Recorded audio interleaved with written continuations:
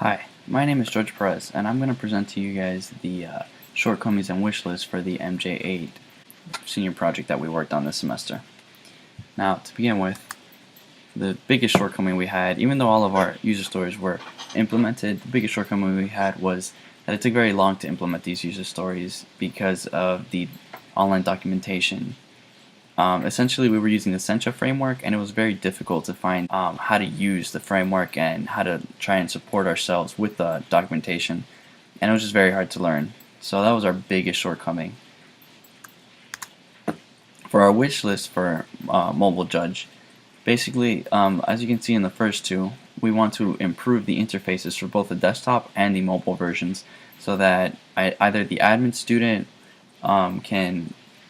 use the desktop more efficiently, or maybe even with a little prettier interface, and the judges have an easier time using the Sencha Touch interface in order to grade the students.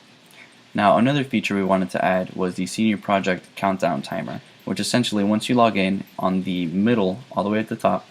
we wanted to add a timer so that you can see how many days, hours, and minutes are left until SeniorProject, or SeniorProject Showcase. Now, another feature that we wanted to add was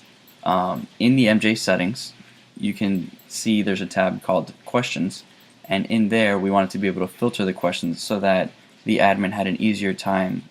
adding or removing any questions to the judge's question list. And finally, we also wanted to add or remove users inline within the application so that it's easier for the admin to add a student or judge into the system without having to manually import it through a CSV function. Thank you so much.